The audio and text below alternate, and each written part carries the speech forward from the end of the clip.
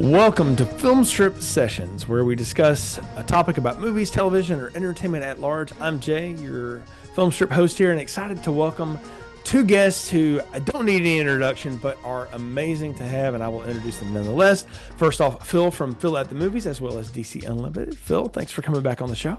Thank you, Jay. Always happy to be here and continuing our conversation of sorts from the Tenet discussion a few weeks back. So it kind of feels like everything has come full circle now. What is reality?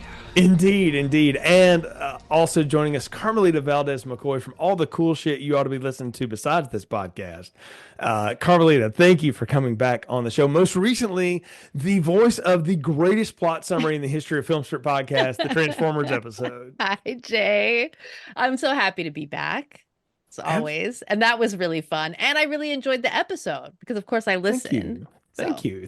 I appreciate that. So yeah, we are here for Film Strip Sessions to just talk a little bit about what we've been watching, what we're into, what's coming up. And also because Carmelita is here in particular, she's been doing a deep dive into a lot of classic films. And so it's going to be a little bit of an education for all of us tonight. But just happy to talk about movies in general with these two folks. But before we get any further, Phil, tell folks what you have been up to on your podcast and everything that's coming up soon for you. Well, thank you, Jay. And again, thank you for having me back on. Always a pleasure to talk movies with you of any kind, any shape or form. But no, Jay, actually, you, of course, were most recent guest on the show for the 150th episode of my pod, which, I just have to say, like, never thought I would be doing 50, much less 150 episodes. So, milestones are always a good thing to achieve. But yeah, January has kind of started off quite well, I have to say. Normally you sort of get that, January dump where there's, horrible movies or movies that, the studio just wants to forget about. They put them out there. And I have to say, for me, this was one of those Januaries where that did not happen. And maybe it's because I had a really good experience with a movie. Now, granted, it also came at the end of January, so there's that little caveat as well. But honestly, I'm feeling really good about 2025. I think even though we're 2 months in now, almost towards March, slowly getting there. But again, I think with what I have seen thus far, and I'm certainly happy to elaborate more, but I think 2025 is going to be yet another good year for movies. I always sort of laugh when people are like, "Oh, there's no good movies," or I never saw any good movies, and my response is always sort of tongue in cheek to some extent. We'll just watch more movies. Like again, like if you build it, they will come. You know what I mean? Yeah. Like you just have to put in the work a little bit, people, and just expand the palette, so to speak. It's like when you go to a restaurant and, your safety, is, oh, I'm just going to go with a chicken. Well, maybe you don't try chicken, next time, try the fish or the steak or, what have you. And I think the same applies for movies. And, that's sort of been my MO for this year is sort of just be open and willing for any new movie going experience and sort of have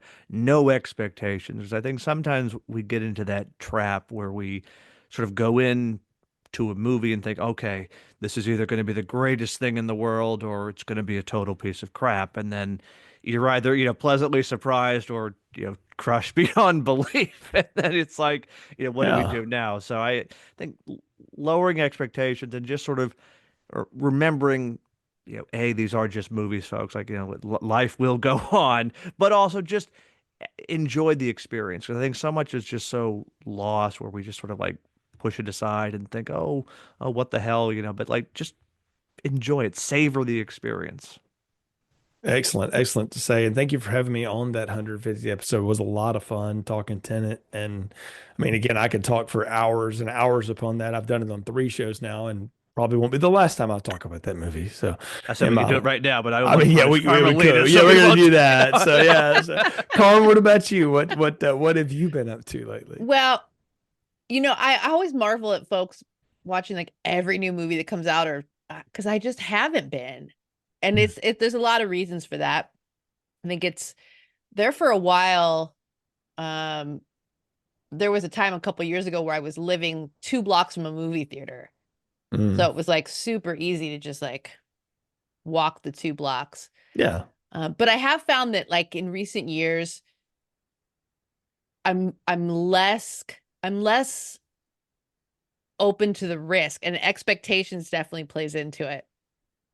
And that's something that when I do go to the movie theater to see something new, I try to clear my expectations as much as possible. And every once in a while, there's something that I'm really excited about. Like I went and saw Nosferatu on Christmas Day. That was like my big Oh, movie thing for last year. And it awesome. and it came like at the almost the very end of the year. Good Uh choice, I have to say. Yes. yeah. But yeah, expectations is definitely a thing.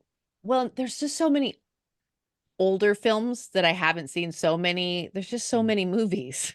Hmm. And money-wise, Mhm. a trip to the Hmm. movie theater adds up pretty quick if we want snacks and what have you. I already pay for all these subscriptions to streaming services. I might as well get my dollar's worth. Hmm. So yeah, I've been watching a lot of things, and I do these double features. Anyone that follows me, I'm sure we've mentioned this on Film Strip before. I post double features on social media just about every day. And I mean, I watch them. They're not just ideas I had. That was what I did that day. um, and so it's like, I get an idea, a movie I want to watch, and then it's like, okay, well, what could I pair it with? I'm trying to get through my watch list. There's like 400 movies on there. Oh my I mean, it's never gosh. gonna happen, right? Like, well, that's just the watch list I keep like on Letterboxd. Then there's Yeah.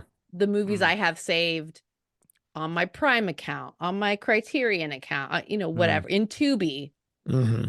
Sometimes it's just scrolling, endless Mm. scrolling through Tubi. Yeah. Right. You can just scroll through Tubi for hours, right? It's. They've kind of figured me out. Hmm. They kind of know Yeah. what I like now. Like, what did I watch? There was something that Tubi.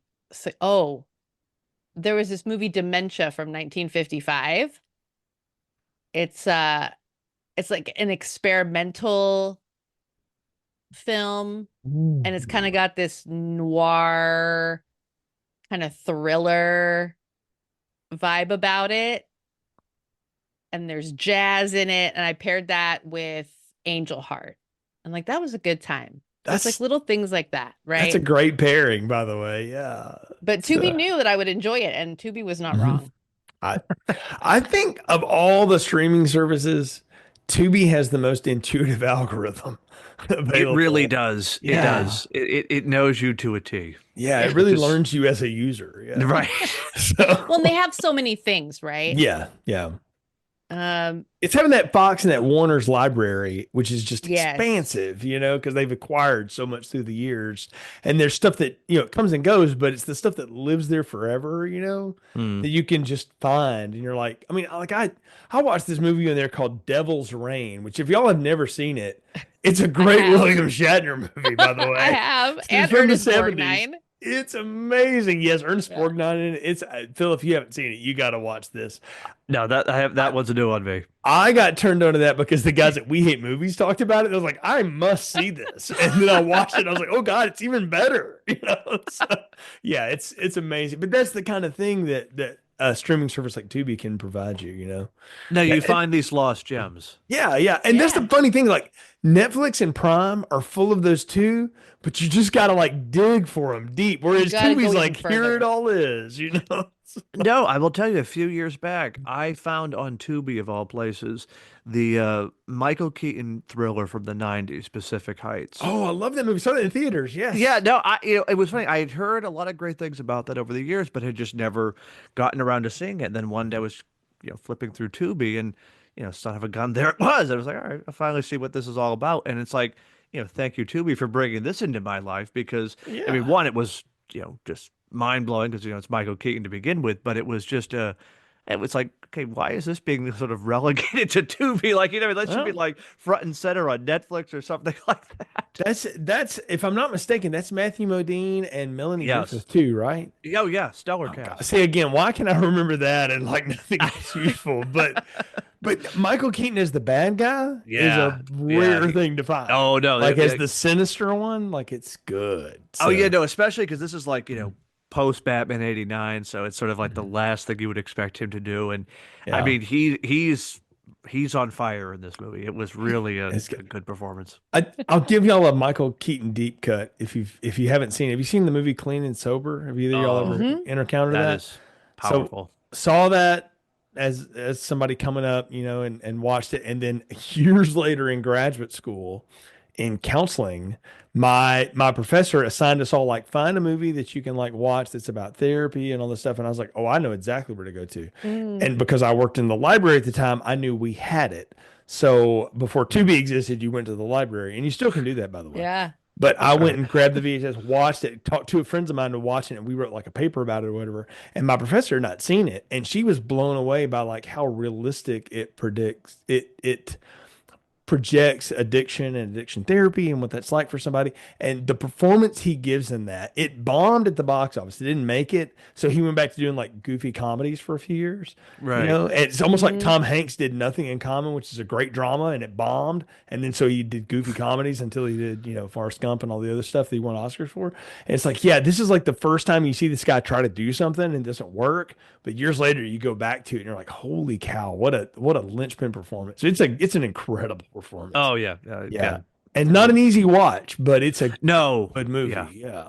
It's not Leaving Las Vegas though. No, it's not that. It doesn't go there. That's a good point, Carmelita. No, it is not. That's That is fair. a That's a one good- time and I'm done. No need to revisit that. Yeah, one. can I watch attest to it that. annually. Oh my gosh. Okay. Wow. Good for you for having that strength. I cannot. I have so much respect for you. Wow. Yes. Yeah. That I want to know how you pull that off, because no. Yeah, every year. So, but you're talking about like things that get buried and stuff, and I want to throw this out there because I caught this right before it bailed on theaters. This little Steven Soderbergh thing he came up with called Presence. Have y'all seen this or heard about this? I've heard about it. I haven't seen it. Okay, I haven't seen it I yet. recommend it. It's not like the concept sounds awesome. It's a haunted house movie, but from the perspective of the ghost, which sounds like much creepier than it is. It's actually kind of sad. That's what I've heard. Yeah, and it's a tough, but it's an interesting watch, and the idea is fascinating, And Soderbergh is full of these things. Like since his what I would call like his wide commercial, life or whatever, he's done these interesting movies, and it brought me back to another one of his though that I was like, wait a minute. I think I want to revisit another movie of his. And I started, digging through and thinking about it. And I went and found this movie from 2013. It's on Tubi called Side Effects. Have either of you seen that before? I don't think so. No. Okay. I don't think so. Stars Jude Law, Rooney Mara, Catherine Zeta-Jones, and Channing Tatum. And it is probably the best takedown of prescribed experimental drugs and psychiatric medicine ever. And it's an incredible Rooney Mara and Jude Law performance, but really Jude Law steals the show in it. It's a really good watch. It's a good thriller, if just on the base level, but you start watching it and you realize what it's really about. You're like, oh, this is fucked up. But as only Steven Soderbergh could do it. Like it's really well done. It reminded me, I was like, oh, I like it when he gets weird and experimental, because like I saw Unsane, the movie filmed on the iPhone, and I was like, I loved that idea. And Presence kind of comes from Unsane, which comes from Side Effects and some other stuff that he's done. So I don't know. I just kind of went down this little Soderbergh like trail. And after I saw that, and I was like, oh, this is really, really well done. Like I'm kind of impressed by it. And so I'd recommend Presence. I'd use that as the bridge from Clean and Sober, because like that, it's kind of a hard watch. It's like you may not ever want to see it again, but it's worth seeing once just for the idea. And I don't know, I thought it was kind of cool. And then you can bridge to some more interesting things that he's done. That's one of the beautiful things about kind of this moment of what all is available to us, everything we have at our fingertips, and all the information we have at our fingertips about a filmmaker's filmography. Because it used to be, you would go see something in the movie theater because it was, the one thing that was showing. Yeah. But you might not pay that much attention. The average person might not pay that much attention to the director, or you'd go to a video store and you just get whatever they had. So even if you were interested in a particular director, you might not have access to the rest of their films. Right. And that's kind of a nice thing I find now, is that I'll see something by a director, or I'll revisit something and go, they have a bunch of movies that I still haven't seen. Hmm. And I'll go down those rabbit holes, and you get this kind of perspective, different perspective on their work and what they're about. It's a good time. I like doing that. I love starting with a director's first film and Mm, then going, sort of, cherry picking, through their middle of the filmography and then bringing it up to their, most recent one. I mean, sometimes it's like a complete 360 from, one Hmm. film to the last, but generally it's kind of nice to see even going back to the beginning, there's sort of those little kinships that are still there that carry through. I mean, I think of like, Tim Burton as an example of that, where sure. like you can, Yeah. watch his first film. You can go and watch, Big Fish, for example, or even Sweeney Todd, and then go all the way to, obviously most recently with Beetlejuice. And it's like the guy is, pretty much had it in some shape or form from the very beginning. And it's just sort of fascinating to sort of watch, where the seeds are planted and, do they blossom or do they, get cut down or something like that. Yeah. Hmm. I think that's fun to do too with like directors that aren't working anymore. They've passed on or whatever, but you want to go and see their kind of their seminal work and like how Mm. did they get to where they were? Like you go watch a Sidney Lumet Mm. movie, right? He's got so many, but you think about like the guy that did Serpico did Network, but he also did the Hmm. Murder on the Orient Express. And Yeah. decades before he did Failsafe, which is an incredible movie, and it's just like a room, it's almost like 12 Angry Men, but you see his filmography and you go like, gosh, how does somebody like that go from this to this to this, And I don't know the directors get the chance to do that as much anymore. I don't know how y'all feel about that. I feel like they get kind of laned in a place, and they just do Sure. things. Yeah, I think generally speaking today, sort of if you've cornered one market, it's very hard to tap into another or sort of get out of that box that you get put in. I mean, I always cite the example of Bob Clark. I mean, the guy Mm, who did Black Christmas and then 10, 12 years later goes and does A Christmas Story. I mean, exactly. and I always love And in freaking between people. did Porky's. But exactly, I love Yeah. freaking people. I was like, hey, want to watch the perfect trio of movies? Go watch Black Christmas, Porky, and then tap it all off with A Christmas Story. I mean, talk about the greatest, mind fuck part of the expression. But like, I mean, Yes. it's just, it's incredible. And again, Yeah. you don't really get to see that sort of Mm. uh, creative advances anymore, where it's sort of like, all right, you feel like today it's like, all right, you've done a successful horror movie, you will stay inside that lane and don't you dare go Right. out of it. Yeah. I feel like Denis Villeneuve has done that. Like he's done action, he's done sci-fi, he's done thoughtful thrillers, I mean he's got a lane, but I feel like you go from something like Sicario and Prisoners, you couldn't get two different movies. Yeah. Sure. Enemy is a very different movie than anything else that he's got in his oeuvre. And even Blade Runner 2049 is like a very different take on stuff. So I don't know. He gets to do it. I think Nolan does. We Yeah. talked about that, Phil. But there's not, you're right. Not many of them get to break out. I mean, like it's wild to think like you want to blow somebody's mind today. Like, the guy that created Saw or co-created Saw, James Wan. Yeah, he did the cool Fast and Furious movie too. Right. Like, like that's like what? That Yeah. guy did that. Yeah. But yeah, it's fun to see. So I gotta ask y'all a question this because again, y'all watch a lot of stuff, whether it's new or it's classic or whatever.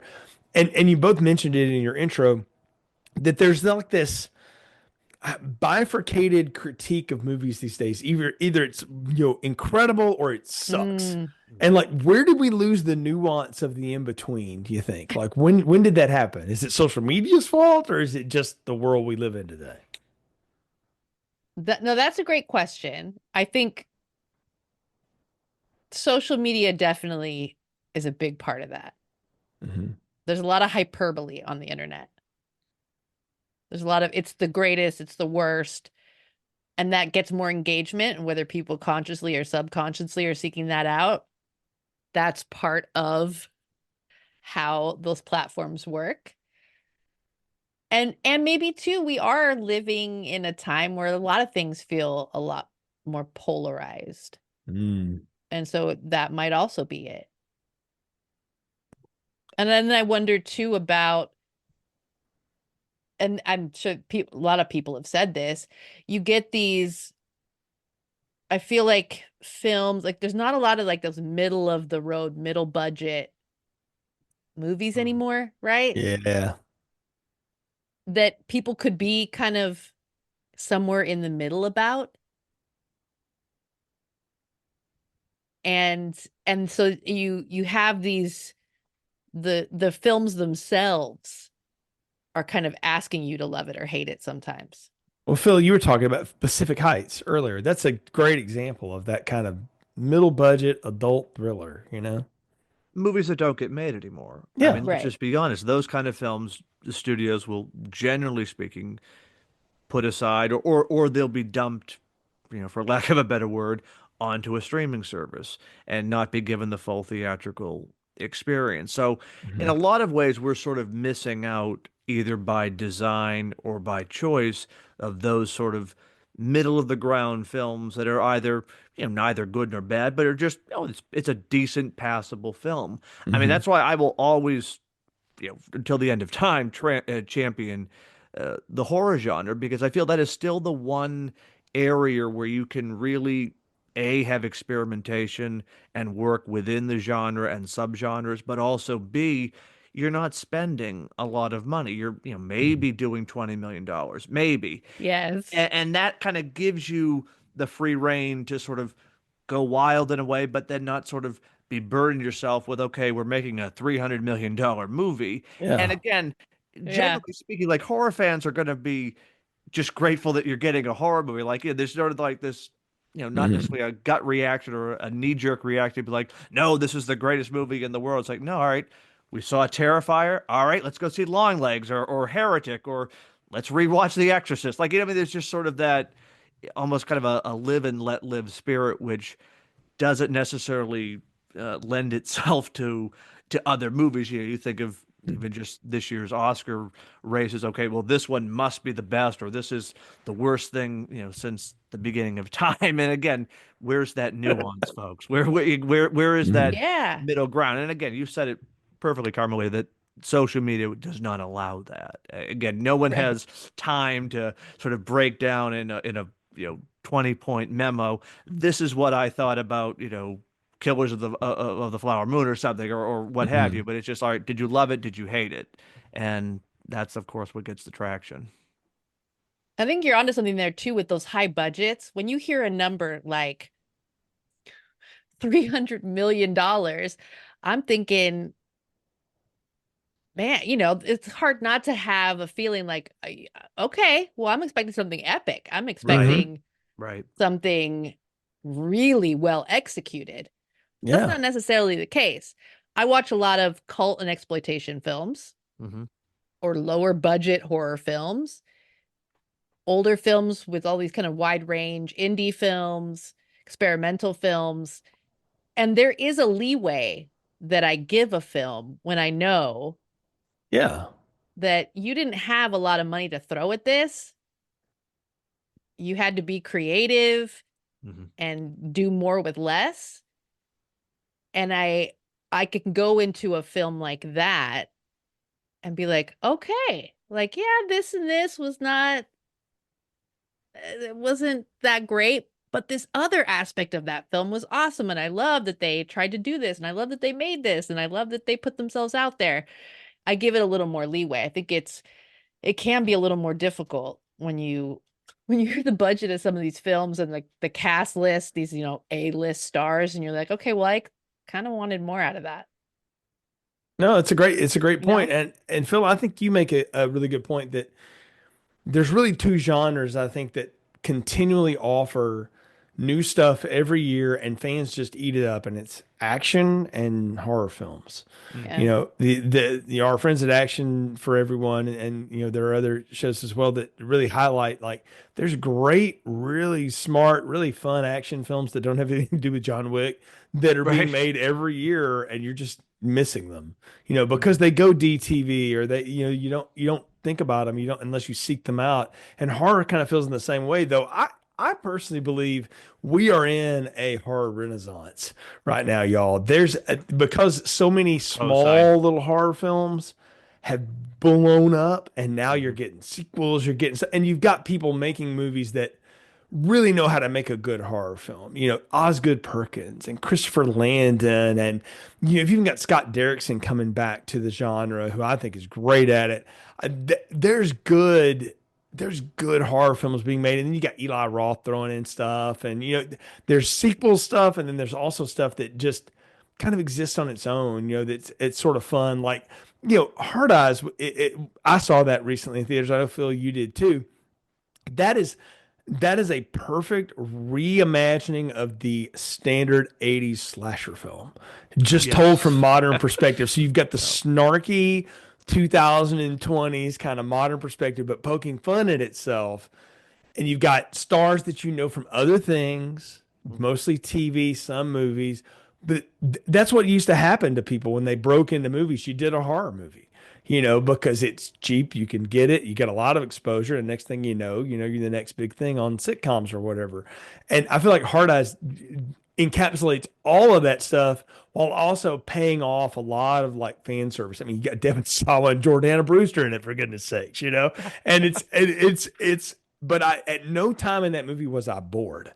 Like it's an hour and it says it's an hour and 45 minutes. It's an hour and 30 minutes long. At no time was I bored in that movie. I had a great time with it because it's a rom-com slasher, for goodness sakes. I've heard good things. Co-side everywhere, Jay. Absolutely. Yeah. Again, we were, I think, talking about it offline. Bring back the hour and a half thriller. Like just that, more of those, please. hmm Yeah, it's good times. Yeah, like because I think the thing that like we've lost is, and it's costs and all. There's a lot of reasons to it or whatever. But you're the point, Carmelita. Like, why go to a theater if I can just wait 2 weeks? I'm gonna get it at home. Bingo. And on one level, I kind of get that. It's nice. I have a nice big TV, all that stuff. But there's something about going to a movie theater, even if I just sit in the seat and I just want to see it on that screen, that Oh, like, no doubt. yeah, like I always tell people like I can't explain to you what the phenomenon was like in 1997 to see Titanic on a big screen. But I saw that like 4 times in the theater because I'd never seen anything like that. I didn't think you could do that in a movie, The and Matrix. yeah, The Matrix, or even go further back. When I was in middle school, I went and snuck into T2 the one Mm. time they tried to cart us at the theater. Thanks a lot, Capri, for, but whatever. And we all snuck in and watched that because we had heard this is the most expensive thing ever, and it's the craziest movie ever. We'd all seen Terminator, and then we saw T2, and we were just blown away because how can you do that in a movie? And I'm getting to the point, and Phil, I'm really setting you up on this because your whole show is built off this. That magic still exists, y'all. Like if you just will go and just do it. Again, build it and they will come. I mean, I think part of it is you have to factor in, again, today there are so many options at people's fingertips. Obviously, cost Mhm. can be another concern and reason not to go to the movies. But I will always champion the experience. I will always stand there in defense of movie theaters. And I'll be right there, when and if the ship ever goes down, I'll be the last one off because I love that experience. There is nothing like sitting in the dark, even if you're just by yourself, which I advocate, don't think there's something wrong with going to the movies I alone. love going to the movies by Thank you. myself. Yes. Yeah.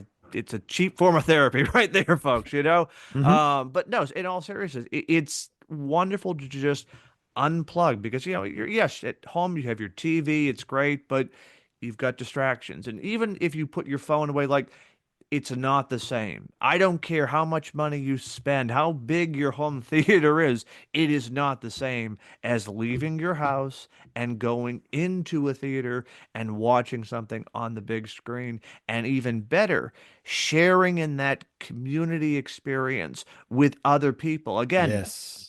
I think, we could spend the rest of this podcast naming moments of just great applause and fanfare. I mean, again, I'll just cite because I've done this before many times.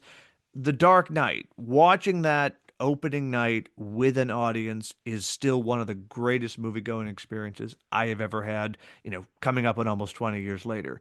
And the scene, again, I've said it before on the podcast, so if you've heard me say it before, my apologies. But when they flipped that truck, Yeah. oh my God, it was like a Nirvana concert. Honest to God, the Mhm. cathartic screaming and the cheering. I thought the roof was going to blow off that place. It was unlike anything I had ever seen or experienced before, and frankly, never have experienced that level of intensity and just pure excitement. And you can't duplicate that at home. I don't care how Mm-mm. many people you bring into the house and, get them all, drunk or whatnot. It's not going to be the same thing. You've got to have that experience. And again, even if it's just yourself watching it on the big screen, again, I'm going to sound really cheesy here, but it's like being transported into another world. And I love that idea of even, hour and a half, 2 hours, whatever it is, of just forgetting everything outside the theater and being focused on what is playing on that big screen. Well, Phil, you mentioned the communal experience of what that is. And because of the age of the internet, you can have that communal experience, not necessarily next door, but with anybody. And I'll give you a great example of that just to plug the old show here. Go back to episode 332 in the Film Strip archives. All right. Crimes of the Future, David Cronenberg. Carmelita and I were going to see that movie anyway.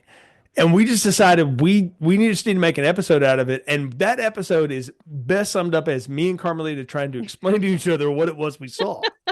you know, but I loved that because it reminded me of things like Dark Knight or when I saw Heat in a theater. And I went and grabbed a friend of mine. And I said, "You got to go see this because I have to have a conversation with somebody about it." Or I saw Seven with a good friend of mine in college, and we both walked out of that and went and got coffee and had to like decompress off of that. Sure.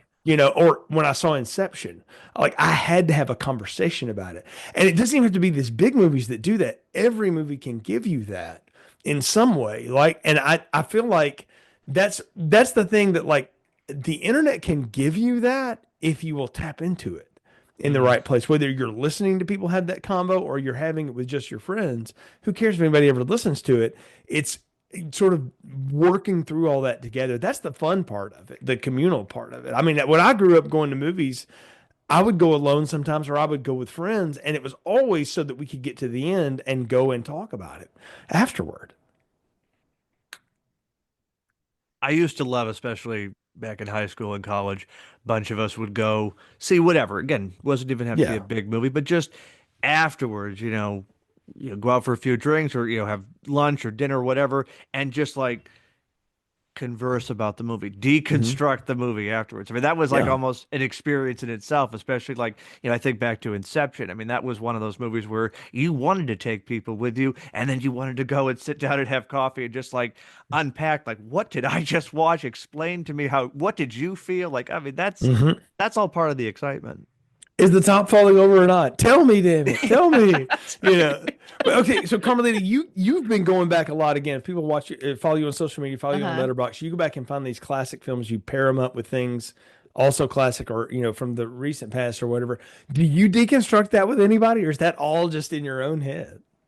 That's a great question. I mean, I do get to have some short exchanges, and then I do have some film friends that will have a longer back and forth about it. And sometimes I just talk about movies to people who could care less, and I'll just talk about it anyway Hmm. because that's what I do. And some of it is just for my own personal enjoyment and just thinking, because let's be real, I'm a person, I spend a lot of time in my head. Yeah. I'm more of a thinker than a doer.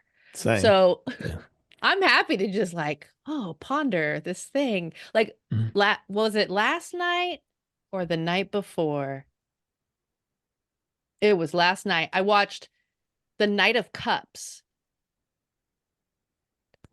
Okay. 2015. Hmm. So this is actually a newer movie compared to what I've been watching. Terrence Malick, Ah. Yeah, Christian Bale's in it.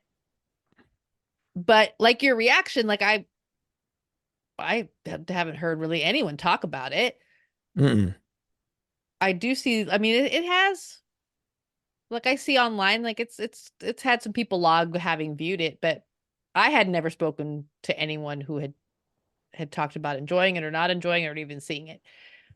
And that was a film that was very like let's existential and like let's ponder your past and where you are and is redemption possible and all this stuff. And I watch something like that and then afterwards I'm just, oh, just think about it. I live for Mhm. that. I love it. I love that. I mean, I think that's the other side of it too, is there's absolutely nothing wrong with just watching something because you want to. Oh And yeah. you just want Bingo. to kind of live in your own, space with it. I mean, there's stuff I'll rewatch just because I want to revisit it. I recently rewatched Patriot Games. I've seen that movie probably 2 dozen times. I mean, I can probably Yeah. quote half of it to you. But I watched it again and I was like, man, we don't make these anymore either. Like they're Yeah. probably limited series these days on Peacock or something, which is fun. I like those too. But I miss that kind of, movie. And I love that kind of genre of stuff anyway. And it's a great Ford performance. It's an early Sean Bean before he became Dead Meat Sean Bean. Yeah. It's like, wow, this is like angry young Sean Bean, and you go watch, but there's so much in it too. Cause Yeah. I mean, you watch that movie, it's right under 2 hours long. They pack a lot into it. I mean, Mm. if you know anything about Clancy novels, they're all 1,000 pages of techno babble, you know, they pack a lot in that movie. And I thought, man, there's something to be said about the art of making a thriller like that never stops but doesn't wear you out. Like Mm. you can just Mhm. watch it and it just sort of flows and it's one scene to the next and there's so much I mean there's a lot of practicality to it too because there was no CGI back in when they made that movie. And you're not that I'm against that stuff, but you can see like that necessity is the mother of invention. So how do we pull off? They're going to shoot this woman's Porsche up on the Baltimore freeway. Well, we're going to get a van and we're going to blow a bunch of squibs up on a Porsche on the freeway. It's that simple. But a movie like that, and you go by and you're like, oh gosh, it's so much fun.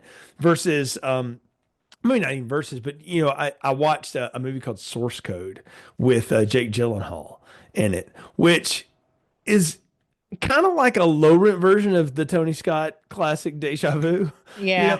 but it's not bad. It's actually pretty fun. I watched it thinking like this is going to be a Deja Vu ripoff, and it was. But I'm also watching it going like, but that's okay because I kind of like the fact that like that begat this. Like it's fun because you get people that are giving a good performance. And Mm. especially time travel movies are tricky, especially when you're dropping people back at the same spot all the time and they have to re-give the same performance but with nuance. Like that's not easy to do. And I don't know, there's something about it. I was like, this ain't half bad. This is pretty good. Like no, this movie didn't make anything, but people missed it.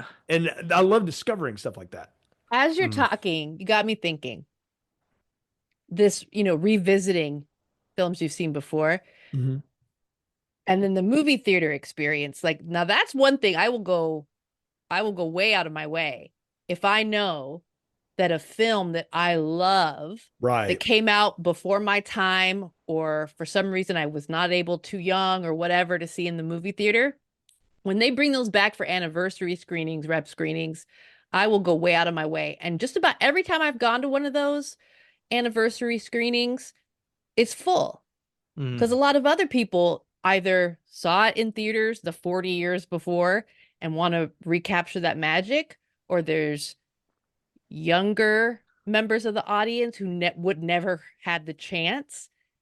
Like we were talking off air about The Godfather. I went to the rep screening, the anniversary screenings for The Godfather, and Oh was wow. like in Mm. tears as the opening Godfather theme started playing. The screen's black and the music starts, and I had like tears in my eyes because it's that magic, right? And to be able to see it on the Mm. big screen and have that experience.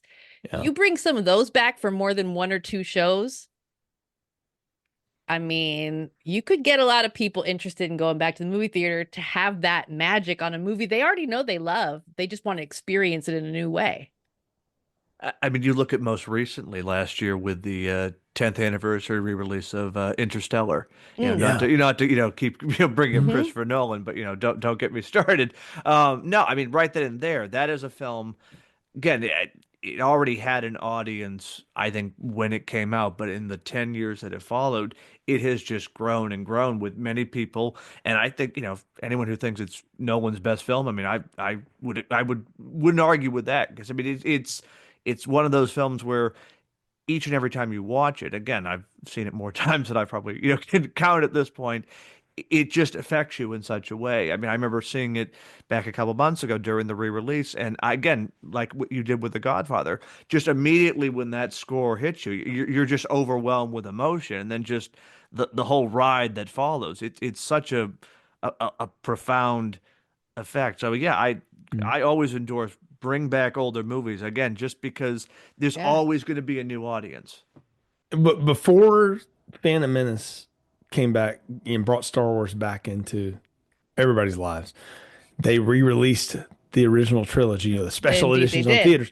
And so I remember going with a friend of mine to see A New Hope, Star Wars, in a theater. And I didn't see that when it was in I saw the other ones in the theater, but I wasn't, I was like one when that movie came out. So I didn't see that in a theater. So I'd never seen that before on a screen. And what was cool was not only seeing it, but seeing younger people in the audience who had no idea what was about to happen.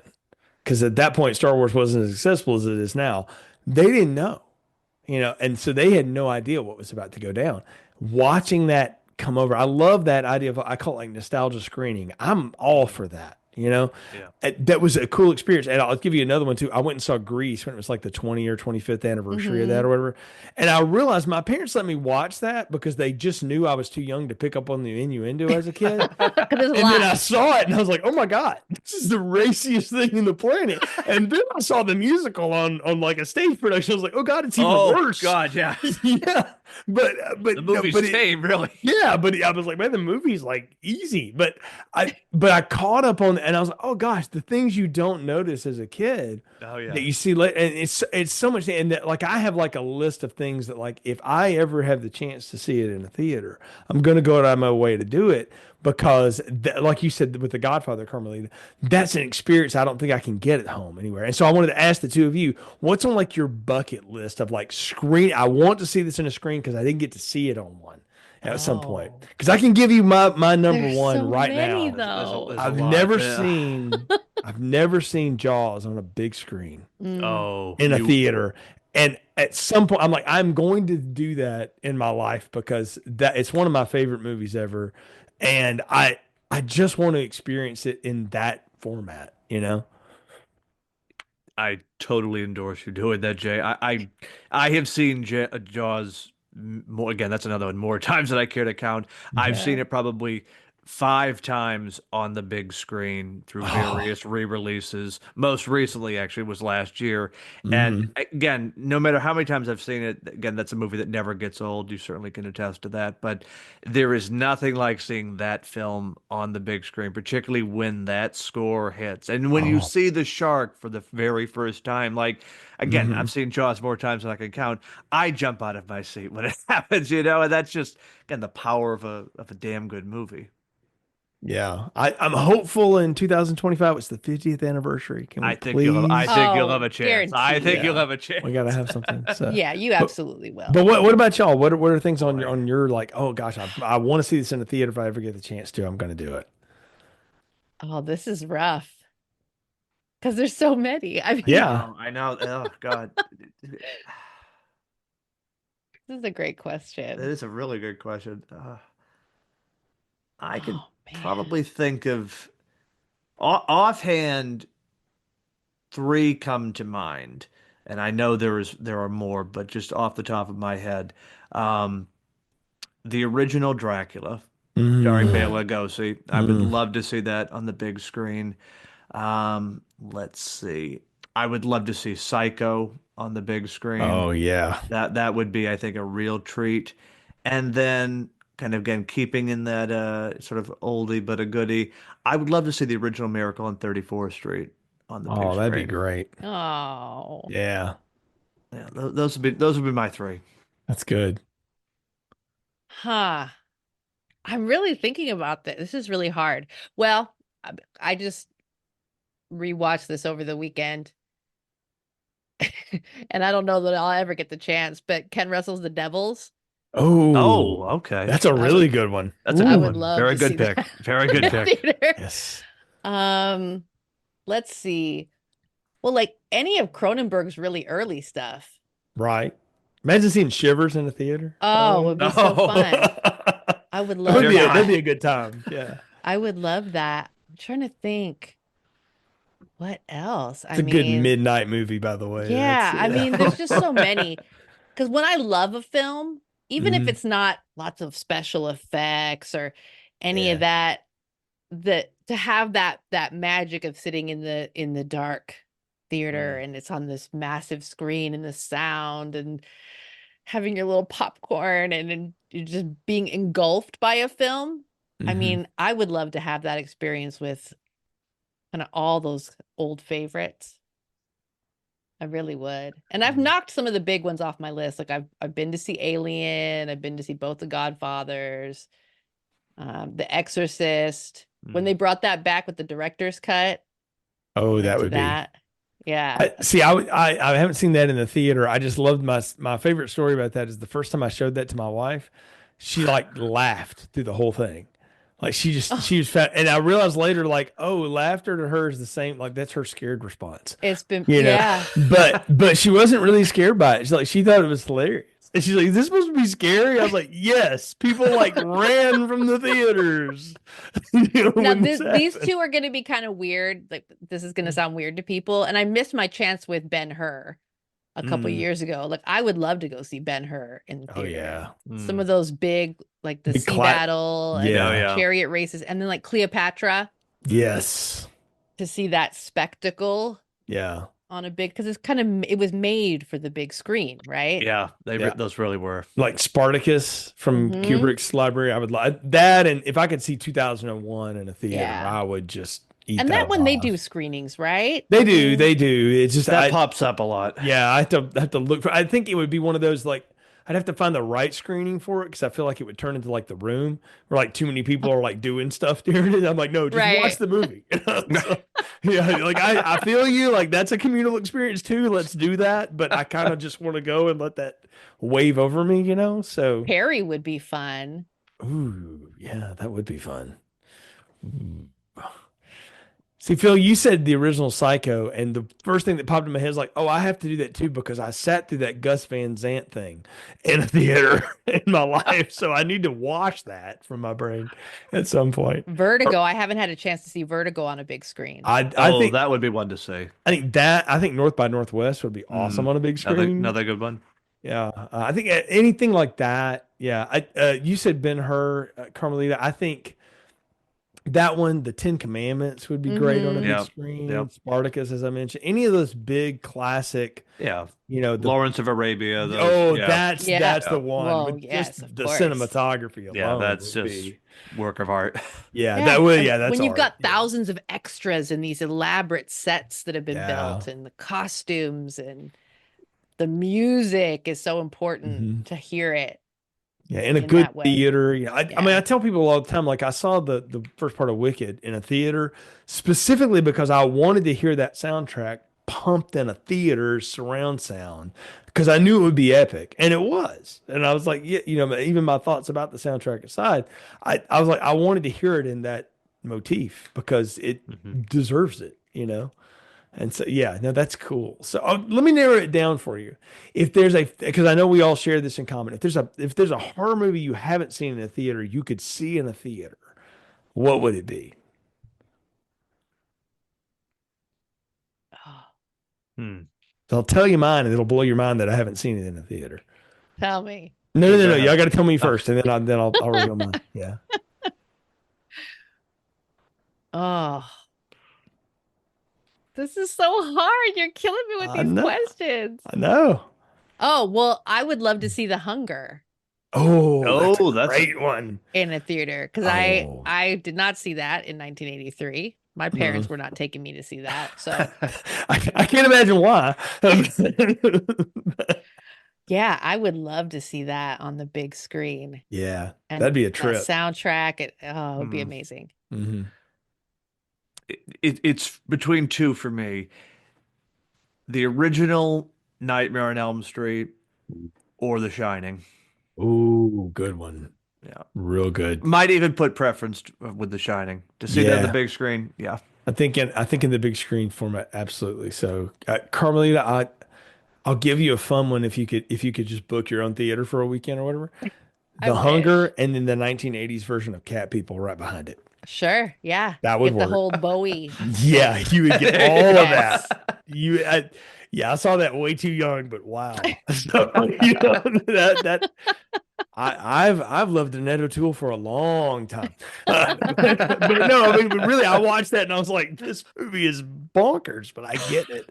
The one horror movie I would see in a theater that I haven't seen in a theater, like of all of them that I would do, like if I could only see the one, is the original John Carpenter's Halloween. I've never seen it on a big screen. Mm, And to just get to just sit and just yeah. let that happen, that 90 minutes of just perfection happen on a big screen. I mean, I have a really big television. I've watched it on that, several times, but I don't think it's the same. It's sitting It's in a it, it, dark room. it's not, Jay. No, that is one No, of where course not. it Yeah. really you can see how this movie was effective back in Yeah. 1978, particularly with, again, just the score Mhm. itself. You could, it could be a silent movie, in other words, and just that score will Yeah. drive you out of your mind in the best Yeah. possible way. Oh yeah. Well, I mean, and I think about the modern equivalent of that, that people have seen a ton of or whatever, but I count it lucky that up until like part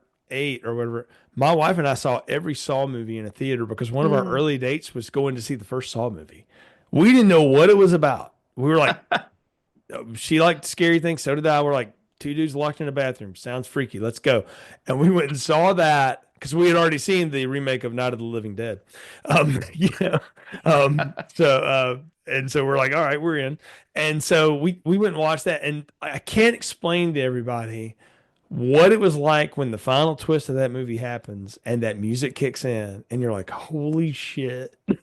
Like the whole theater went, like when he Yeah. gets up, and it's like, what? Because you didn't see it coming. The most obvious thing, and that's the thing is like, I've seen the clips of it online, like people reacting to when Michael Myers just sits up behind Jamie Lee Yeah. Curtis, and I'm like, to see that in a theater would be a transcendental movie experience for me. Like I think because I just love that movie anyway. But That would. yeah, You got me thinking. I didn't get to see Jacob's Ladder in the theater.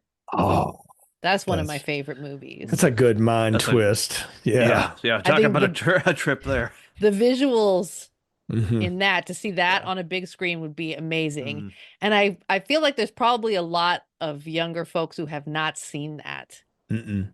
And Not you as need to, familiar. and don't fall for the remake, kids. Go for the original No, on that one. no, don't do that. No, Yeah, stand yeah, clear. yeah, yeah. Avoid at all costs. That Carmelita, I saw that because in 8th grade on Monday morning at homeroom, we would all report to each other what we saw over the Uh-huh. weekend. And a friend of mine was like, "You got to see this," and I went and saw it, and I was like, "Holy smokes, this is unbelievable!" Yeah, no, left an impression for sure. For sure. If you could go back in your life and recreate the experience of the first time you saw something again, what On the would big be, screen. yeah, on the big screen, what would be one you were like, oh, I wish I could go and feel that again the first time I saw that Mm. on a big screen? I think it would be The Matrix for me.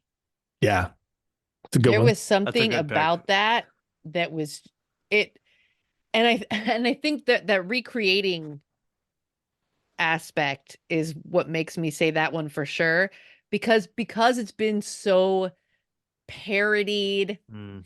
and it was so influential, so everyone wanted to do what they were doing Yeah, it's been copied 100 times. a gazillion times. Yeah. I think it's hard to articulate to someone what it was like Mm.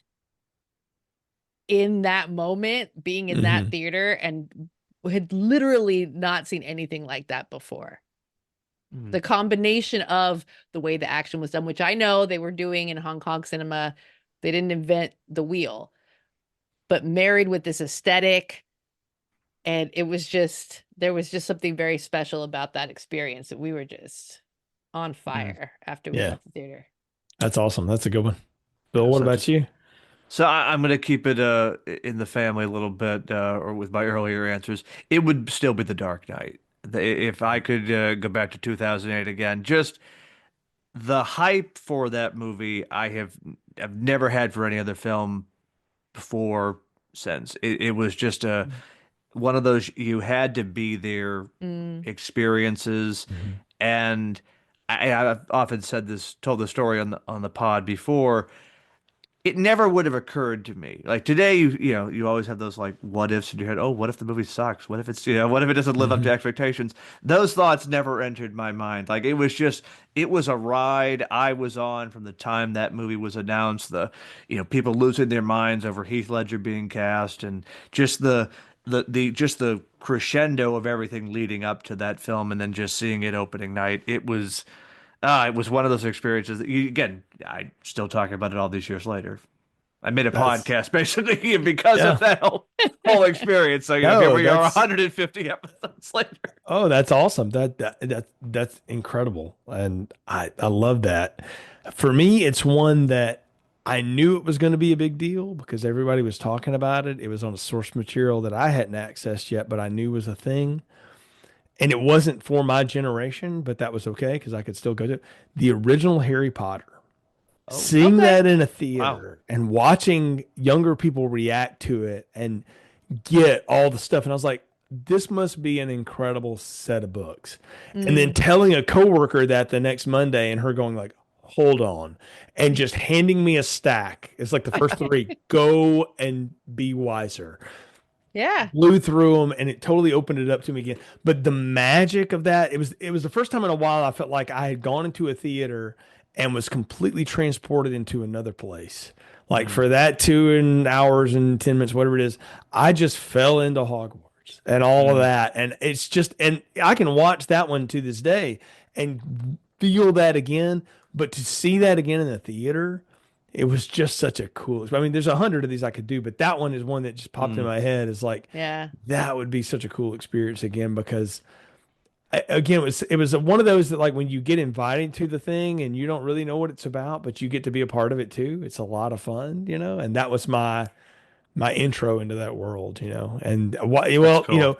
the earliest days of Film Strip was one of our first big series. Anna, my original co-host, and I did all of those because she was a big Potterhead. Her kids were reading them, and so we did all of them, and then we caught them in theaters, right up until the end, there, and oh, it was a lot of fun to go That's back and cool. do. And then several years ago, I think right when Peacock launched, they were all on that, and I said, okay, I'm going to go through them again. I'm going to go revisit this. It had been a while, and I changed my mind on a couple of them a little bit along the way, but those first three in particular, like it's just you just go on a little ride. It's just Mm. there's just something about that that's different. So, is there a movie that you all can remember seeing in a theater and going like, I didn't dig it, and then you saw it again either in a theater or later, and you realize like, oh gosh, I missed it. I really love it because I'll tell you mine right now. You mentioned it a couple times, Phil. The first time I saw The Dark Knight, I was like, nah, because I love Batman Begins, and I walked out of that like, no. And my friend Holly, Ron's wife, on the podcast said, you need to watch it again and understand that this movie comes from Heat and The Empire Strikes Back. And I said, okay, I'll give it another shot. And I was at a conference and didn't want to go do the party thing that everybody else was doing that night. So my boring self went to a movie theater in town and went and saw it again and walked out and remember like texting her going like, you're right. This movie is fucking amazing. But the first time I saw it, I was like, no, no. And then came around on it. So either y'all had that experience before as I've outed myself here on The Dark Knight. Watch for the angry letters, Jay. It's No, coming. Yeah. I love it now. I love it now. no, no. Yeah. It's okay. We Yeah. forgive you. Always forgiven. Um, boy, sort of keeping it in the grandiose franchise tradition. There is one movie where I won't even say I have fully come around to it, but I at least respect it and appreciate a lot of what it was trying to accomplish. And again, you want to talk about the angry letters that are going to be coming my way when I mention this film's title, but Star Wars: The Last Jedi. Yeah. That is a film where the more that I revisit it, I mean, one, I think it is the best, and that's probably a hard word to describe when talking about the Disney sequel trilogy. But I think it is the best of those three films. And again, it was a movie where first time I saw it, I was just repulsed and angered by it and thought, oh my God, this is a travesty of epic proportions. Ryan Johnson, high crimes and misdemeanors are coming your way. But no, I mean, it was sort of begrudgingly went and saw it again because I had, foolishly had booked three showings that weekend in 2017, and so it was almost like sort of torturing myself over the weekend with various people. Like, they were of course seeing it for the first time, and I had to just sit there and grit my teeth, and think, oh God, here we go again. But each successive rewatch, again, I will never say that I love the film or even strongly like the film, but I respect it and I really appreciate a lot of the ideas. Is it perfectly executed? No, but it is one of those films where the more I watch it, I find myself growing in just the utmost respect for it. And again, Ryan Johnson, you've been absolved of your sins. Everything is all good there. We've made up, but no, that is definitely one where certainly, that's a sensitive subject if you go down the Star Wars wormhole these days, but it is a film where for me, I find just growing appreciation for it now, almost 10 years later. That's awesome. Very good. Carmelita. Only one came to mind, and I'm sure there are others that I'm just not remembering. But this one sticks out vividly. And kind of like you, Phil, this is still not really my thing. Mm-hmm. But I now could say, no, there's a reason why people love this. And yeah, the effects are amazing. And they really did something with this film. Even if it's not something that I'm going to revisit often, having gone back and rewatched it many years later was like, okay, you were being an asshole. Jurassic Park. Whoa, okay. Yeah. All right. I really like where you're coming from here. I was a teenager, a young teenager. I was surly and angsty and angry, and my parents dragged me to the movie theater to go see this dinosaur movie. That's for children. Right? And so that was the attitude I went into it. I don't want to be at this movie theater with my parents, and I don't want to go see the baby movie. And so I was so angry. I remember vividly, I was so angry in the lobby waiting to get in, and then sitting through the movie, and I was just getting angrier and angrier, and these dumb kid characters, and who cares? Okay, they didn't change. They still suck. Okay, Yeah, they do. True. Who cares about dinosaurs? This is dumb. And I just went into it so angry and so just not in the right headspace, and so kind of up my own ass that afterwards I remember the local news station was going around the lobby asking people what they thought of the film. Oh boy. And they didn't get to me. Oh, thankfully for I was everybody. gonna say, please tell me that exists. I was gonna say, I somewhere, want to see the but, tape. Yeah, It was like I was like secretly hoping that they would, and they didn't. They probably took one look at me and was like, oh no, that girl is that girl. We can't have that. That's too extreme. yeah, that girl's angry. We're not talking to her. Oh my. But you've Yeah. come around on it a little bit. Oh no, I can see the craft of it. And it is incredible what they accomplished. And so it might not really be my thing, but I can now see like, okay, this is not stupid. It's not stupid. It's an extraordinarily well-made film. You could say life found a way for you. Yes. Well Yes. done. Well played. Well played. So, well, It's been an incredible discussion. I could spend all night talking movies with you two, but we'll wrap it up here with just a few final thoughts. Things you're excited about in 2025, whether it's something that's coming out this year or just, hey, I have a plan to go and find more about this, or I want to do this. What gets you two excited about the coming year of movies? Carmelita, we'll start with you. Well, we have a new David Cronenberg film coming out this year, Yes, we Shrouds. do. The Yes. teaser came out recently, and it was only, because it's a teaser, it was so short. But when Vincent Cassell says, how dark can you go? I mean, Vincent, Yeah, we know how dark he can go. So, well, he doesn't know how dark I can go, and I want to go Mhm. there with David Cronenberg. See that movie. I'm really excited about that. Too excited, maybe. Yeah, I'm just going to tell everybody right now, just stay tuned on filmstrippodcast.com We're gonna have to talk because about that. we're going to be talking about that. Yeah. So- I'll be having that episode queued up. I can't wait to hear what oh, you oh, guys have to oh, say Phil, about this one. at this is- point, I think you need to come on and be a part of this action. But Yeah. So, what about you, That's Phil? that's the big thing. Mhm. So for me, a lot of films to be excited for. So upcoming, The Monkey, another Osgood Perkins film. Definitely looking Yes. forward to that. I've actually got an early screening of that on Wednesday, so Oh, really, nice. really Nice. pumped to see that. Long Legs was one of my favorites from last year, so I'm expecting good things from Mr. Perkins again.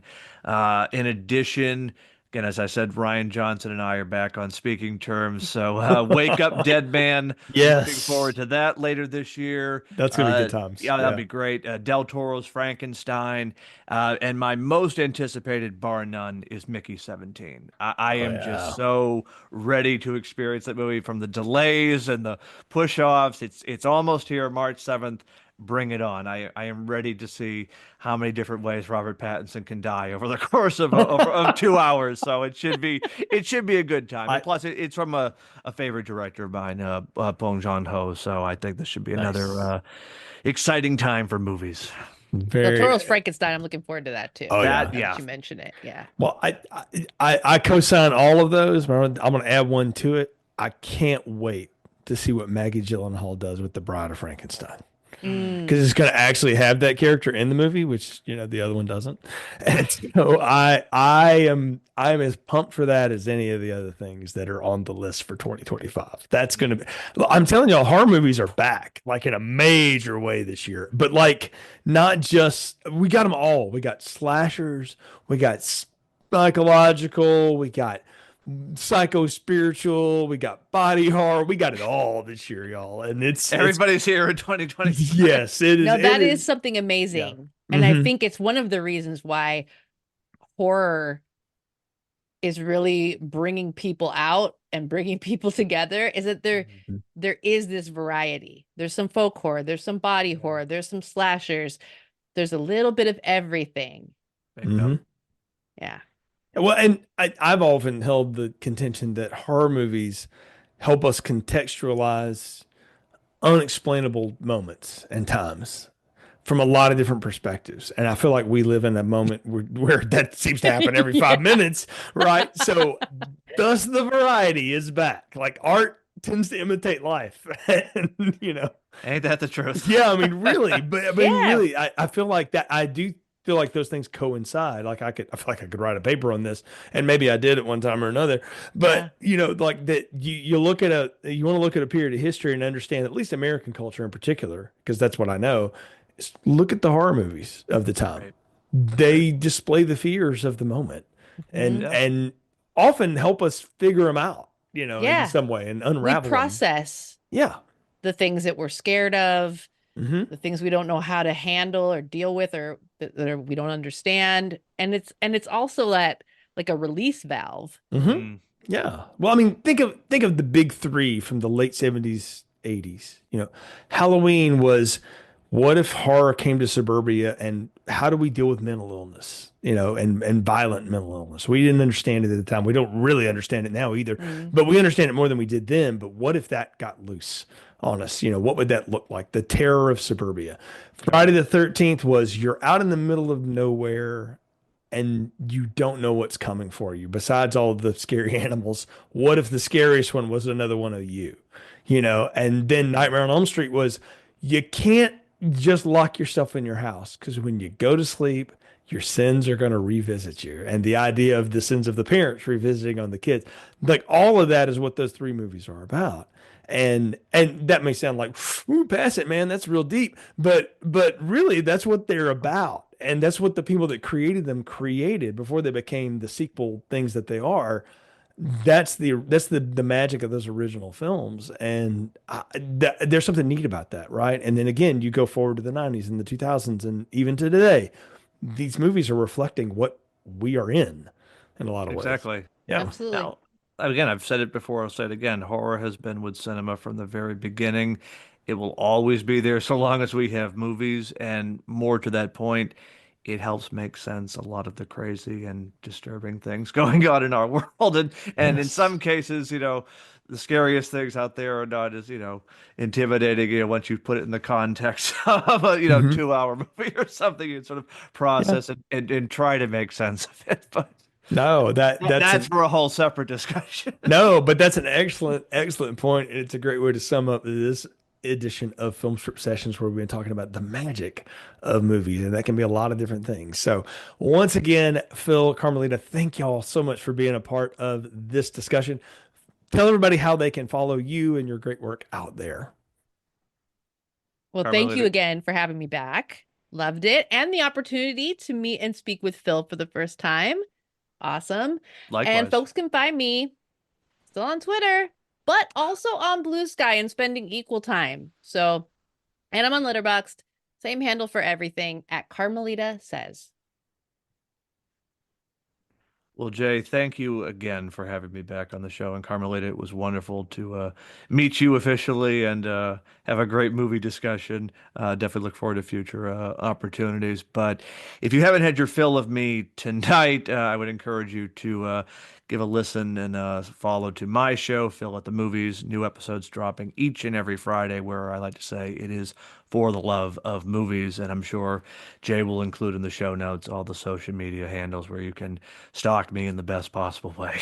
Absolutely. Well, again, thank you both for coming and being a part of this. And it's always just fun just to talk movies with friends like you. And I hope people have gotten a sense of that here. But again, you both do an incredible work out there. Carmelita, you're like the greatest podcast guest host of all time. So you're on all the shows. Thank you. People can find you on that. And Phil, you have an incredible show and do such good work in reminding us that there's a lot of good out there. There's a lot of good movies. Just go have a good time, because ultimately that's what this is about, because we get one trip on this, and let's not make it miserable. So, if that gives you nothing more, folks, than just hey, you know what? I think I'm just going to watch a movie, tonight, then do it. And you've got two great folks here to, check out their letterbox work or their podcast work. And I guarantee you one of them or both of them have talked about something that you're going to watch in the next little bit. And there's a good chance Film Strip's probably talked about it too. So you can check out our 400 plus episodes wherever you find your podcast. Film Strip Podcast is what you look for. Follow us on all the social medias, Film Strip Pod. We're on Instagram, X, Blue Sky. We post updates about upcoming shows and the things that we've got going on. And usually if it's a really funny response, it's probably Ron. But that's what we do out there, and always a good time talking movies with you all and with our friends here like Phil and Carmelita. So until next time, thank you for listening to Film Strip. Thank you for listening to Film Strip. You can find more episodes on our website, filmstrippodcast.com. The Film Strip theme music is produced and performed by Frozen Lake 121. All content used or discussed in these podcast episodes is the property of the respective owners and used under the Fair Use Act, Section 504, C2, Title 17.